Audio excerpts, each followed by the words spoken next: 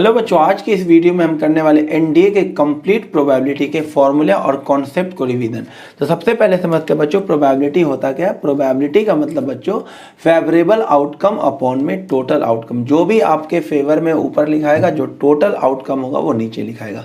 Next topic है बच्चों conditional probability. Conditional probability का मतलब होता है एक इवेंट के होने की प्रोबेबिलिटी जब दूसरा इवेंट ऑलरेडी हो चुका हो। और इसका फॉर्मूला होता है प्रोबेबिलिटी ऑफ ए जब बी ऑलरेडी कंप्लीट हो चुका हो, probability of A intersection B upon में प्रोबेबिलिटी ऑफ बी। यह है कंडीशनल प्रोबेबिलिटी ऑफ ए जब इवेंट बी ऑलरेडी हो चुका हो। जैसे हमारे पास एक एग्जांपल है, 3 कॉइन को फेंका गया, उसमें ए इवेंट है एटलीस्ट 2 टेल। तो इवेंट ए में कौन आ जाएगा? एटलीस्ट 2 टेल, कम से कम 2 टेल होना चाहिए। तो इसमें आ जाएगा हेड टेल टेल आ जाएगा, टेल हेड टेल आ जाएगा, और फिर टेल टेल हेड आ जाएगा, और तीनों टेल भी आ जाएगा, क्योंकि उसने बोला ना एटलीस्ट 2 टेल होना चाहिए, यानी तीनों टेल भी चलेगा। और इवेंट बी में आ जाएगा फर्स्ट कॉइन शो टेल, यानी टेल टेल टेल, ये भी आएगा, टेल हेड टेल भी आएगा। फर्स्ट कॉइन पे क्या होना चाहिए? टेल आना चाहिए, तो ये सब आ जाएगा। उसके बाद टेल टेल हेड भी आ जाएगा, टेल हेड टेल भी आ जाएगा, और फर्स्ट कॉइन पे बस क्या होना चाहिए? टेल। बस यही वाला केस आएगा और कोई केस नहीं आएगा। एक ये हो सकता है टेल हेड हेड आ जाए, फर्स्ट कॉइन पे क्या होना चाहिए? टेल। ये वाला आ गया, ये वाला आ गया, ये वाला भी आ गया, ये वाला। अब आपको ए की प्रोबेबिलिटी निकालनी है जब बी हो चुका हो। तो इसमें पहले आपको क्या देखना होगा? इंटरसेक्शन। तो इसमें कितना इंटरसेक्शन है? 1 2 3, 3 इंटरसेक्शन है। तो 3 अपॉन में 8 ये हो गया, और प्रोबेबिलिटी ऑफ बी क्या हो जाएगा? 1 2 3 4, तो 4 अपॉन में 8 हो जाएगा। तो आंसर आ जाएगा 3/4, इसका आंसर आ जाएगा बच्चों। नेक्स्ट है बच्चों मल्टीप्लिकेशन थ्योरम इन प्रोबेबिलिटी। इसमें आपको क्या होगा? जैसे आपको निकालना हो probability of A and B, तो आप इसका आंसर लिखना प्रोबेबिलिटी ऑफ ए इंटू में प्रोबेबिलिटी ऑफ बी जब ऑलरेडी ए हो चुका हो। A into B into C की प्रोबेबिलिटी निकालनी हो तो probability of A into probability of B जब ए हो चुका हो, इंटू में प्रोबेबिलिटी ऑफ सी जब ए और बी दोनों इवेंट हो चुका हो। जैसे आपको प्लेइंग कार्ड में से 3 कार्ड निकालना है, टोटल प्लेइंग कार्ड में से 3 कार्ड निकालना है, और क्या होना चाहिए? प्रोबेबिलिटी किसकी पूछी जा रही है? किंग, किंग एंड एस की प्रोबेबिलिटी। तो आप क्या लिखोगे? प्रोबेबिलिटी ऑफ किंग इंटू में प्रोबेबिलिटी ऑफ फिर से किंग जब एक किंग निकल चुका हो, इंटू में प्रोबेबिलिटी ऑफ एस जब दोनों किंग निकल चुका हो। तो इसका आंसर क्या होगा? किंग की प्रोबेबिलिटी 4 किंग होता है, 4/52 इंटू में फिर से किंग की प्रोबेबिलिटी, बट एक किंग तो निकल चुका है, तो यहाँ पर आ जाएगा 3 अपॉन में टोटल कितना हो जाएगा? 51 इंटू में एस की प्रोबेबिलिटी, एस भी कितना होता है? 4, लेकिन 2 किंग निकल चुका है, तो टोटल काट कितने हो जाएंगे? 50 हो जाएंगे। जो भी सॉल्व करके आंसर आएगा ये इसका आंसर आ जाएगा। नेक्स्ट देखिए बच्चों इंडिपेंडेंट इवेंट। इंडिपेंडेंट इवेंट ऐसा इवेंट होता है जिसमें एक के होने ना होने से दूसरे की प्रोबेबिलिटी पर कोई फर्क नहीं पड़ता है। जैसे किसी क्वेश्चन को 2 स्टूडेंट को सॉल्व करने के लिए दिया जाए, तो एक स्टूडेंट के क्वेश्चन को सॉल्व करने की प्रोबेबिलिटी दूसरे स्टूडेंट के क्वेश्चन के सॉल्व करने की प्रोबेबिलिटी पर डिपेंड नहीं करेगा। जैसे हमने 2 डाइस फेंका, एक डाइस पे 6 आए, इस बात पर डिपेंड नहीं करता कि दूसरे डाइस पे 6 आए या ना आए। तो ये सब इवेंट क्या हो गया? इंडिपेंडेंट इवेंट हो गया बच्चों। तो इंडिपेंडेंट इवेंट में क्या होगा? एक इवेंट का होना ना होना दूसरे पर डिपेंड नहीं करता। जैसे ये है प्रोबेबिलिटी ऑफ ए जब बी हो चुका हो, तो इसका आंसर प्रोबेबिलिटी ऑफ ए ही होगा अगर ये दोनों इवेंट क्या है? इंडिपेंडेंट है, क्योंकि ए की प्रोबेबिलिटी कि बी के होने ना होने पर डिपेंड नहीं करेगा। उसी तरह से प्रोबेबिलिटी ऑफ बी जब ए हो चुका हो, उसका भी आंसर क्या आएगा? प्रोबेबिलिटी ऑफ बी ही आएगा। तो इंडिपेंडेंट इवेंट के केस में कंडीशनल प्रोबेबिलिटी क्या बन जाएगा? इसकी जगह पे क्या लिखा जाएगा? Probability of A is equal to probability of A intersex, इसकी जगह ये लिखा जाएगा probability of A intersection B upon में प्रोबेबिलिटी ऑफ बी। तो एक रिजल्ट आ गया probability of A intersection B अगर probability of A into probability of B के इक्वल है, तो आप बोल सकते हो ए और बी क्या है? इंडिपेंडेंट इवेंट है। ये काफ़ी इंपॉर्टेंट रिजल्ट है 2 इवेंट के इंडिपेंडेंट होने का।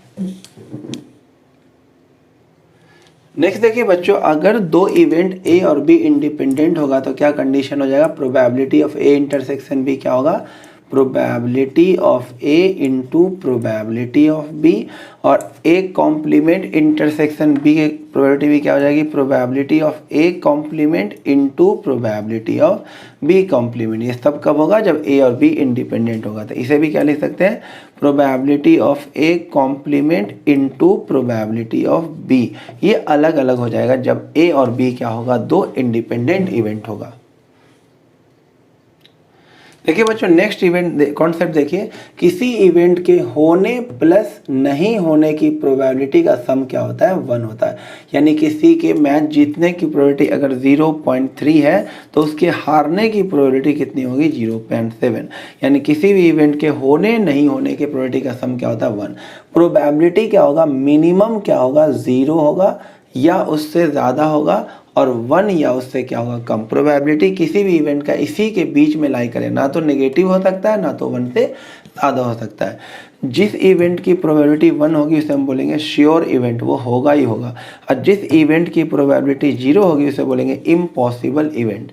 अगर ए एंड बी म्यूचुअली एक्सक्लूसिव होगा तो बच्चों याद रखना, ए इंटरसेक्शन बी में कुछ भी कॉमन नहीं होगा।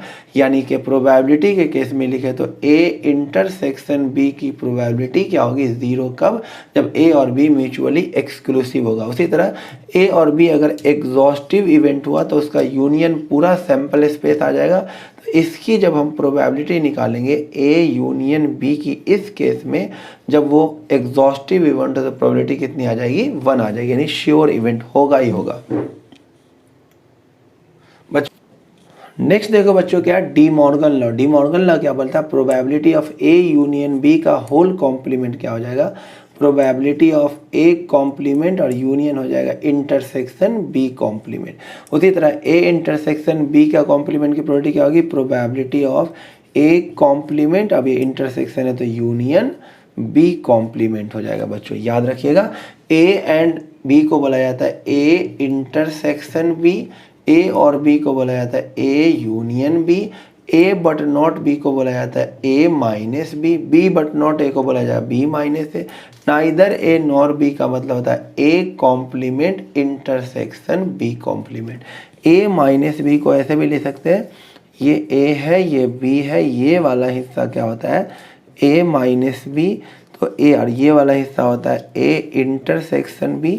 तो ए माइनस बी को हम क्या भी ले सकते हैं, पूरे ए में से, पूरे ए के प्रोबेबिलिटी में से हम क्या कर सकते हैं, probability of A intersection B minus कर सकते हैं। तो हमें ए माइनस बी की प्रोबेबिलिटी मिल जाएगी। नेक्स्ट देखिए बच्चों, probability of A union B का, ए यूनियन बी क्या हो जाएगा, probability of A plus probability of B, union है तो माइनस कर दो probability of A intersection B. उसी तरह से ए इंटरसेक्शन बी की प्रोबेबिलिटी क्या होगी, probability of A plus probability of B, intersection है तो माइनस कर दो probability of A union B. अब एक इनफाइनाइट स्टार टॉपिक है, probability of R success in N trial.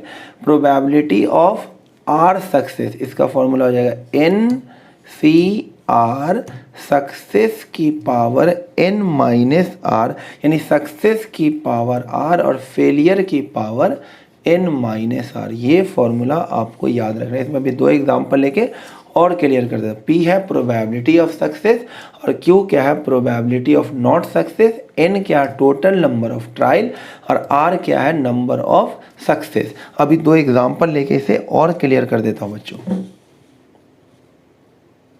देखिए, सक्सेस और फेलियर वाले क्वेश्चन को अच्छे से समझने के लिए मैंने एग्जांपल ले लिया है। जैसे मैं निकालना, find probability of getting exactly 4 head when 10 coin are toss.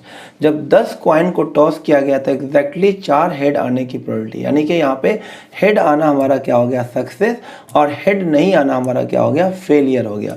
Total number of trial हो गया 10, और हमें सक्सेस कितनी बार चाहिए 4।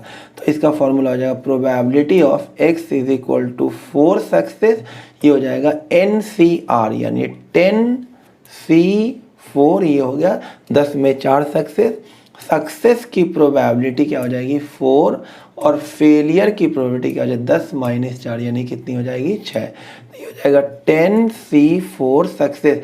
हेड आने की प्रोबेबिलिटी कितनी होगी बच्चों 1/6। तो ये हो जाएगा 1/6 की प्रोबेबिलिटी 4 और हेड नहीं आने की प्रोबेबिलिटी कितनी होगी 5/6। तो ये हो जाएगा 5/6 की पावर 6। तो इस तरह से हम आंसर निकाल सकते हैं इस तरह क्वेश्चन का। देखिए बच्चों लास्ट टॉपिक देखिए, इससे बहुत क्वेश्चन बनते हैं। मीन किसके इक्वल होता है n into P, N A number of trial, P क्या है सक्सेस। और वेरिएंस किसके इक्वल होता है बच्चों एन पी क्यू। डायरेक्ट याद रखना, इससे भी क्वेश्चन कभी कभी एग्जाम में आ जाते हैं। तो इससे क्वेश्चन देखिए समझाने के लिए एक एग्जाम्पल ले लिया है। The mean and variance are 2 and 1, find this. तो आपको ये निकालने के लिए n और r चाहिए। तो हमारे पास मीन दे रखा है 2, यानी एन पी की वैल्यू हमारे पास दे रखी है 2 और वेरिएंस दे रखा 1 यानी एन पी क्यू की वैल्यू दे रखी है 1। दोनों को डिवाइड कर देंगे, इसको इससे डिवाइड करेंगे तो क्यू की वैल्यू क्या आ जाएगी 1/2 हो जाएगी। जब हमने इसको इससे क्या कर दिया डिवाइड कर दिया। अब क्यू की वैल्यू यहाँ डाल देंगे तो हमारे पास क्या मिल जाएगा क्यू की वैल्यू अगर हम यहाँ डाल देंगे, क्यू की वैल्यू तो आ गई हमारे पास 1/2। और अब जानते हैं P प्लस क्यू, सक्सेस और फेलियर का सम कितना होता है 1। तो P भी किसके इक्वल आ जाएगा, ये हो जाएगा 1 माइनस 1/2। तो P भी कितना हो जाएगा 1/2। P भी आ गया, Q भी आ गया। P को यहाँ डाल दीजिए, P को यहाँ डाल दीजिए तो n इंटू में 1/2 इज इक्वल टू 2। तो नंबर ऑफ ट्रायल क्या हो गया 4। सब कुछ निकल गया। अब हमें निकालना probability of x is equal to 0। तो 4 में एक भी सक्सेस नहीं, 4C0, P की पावर 0 और Q की पावर क्या हो जाएगा 4। तो 4C0 और P है 1/2, 1/2 की पावर 0 और 1/2 की पावर क्या आ जाएगा 4। 4C0 कितना होगा 1 ही होगा, किसी टर्म की पावर 0 1 ही होगा। 1/2 की पावर ये हो जाएगा 1/16। तो आंसर आ जाएगा 1/16। उसी तरह probability of x is equal to 1 क्या हो जाएगा 4C1 और सक्सेस की पावर 1 और फेलियर की पावर n-1 यानी 3। 4C1 तो 4 होता है, P की वैल्यू 1/2, 1/2 की पावर 1 यानी 1/2, Q भी 1/2, इसका क्यूब करेंगे तो 1/8 आ जाएगा। ये कट के हो गया आंसर 1/4। तो इस तरह से हम क्वेश्चन कर सकते हैं मीन और वेरिएंस वाले।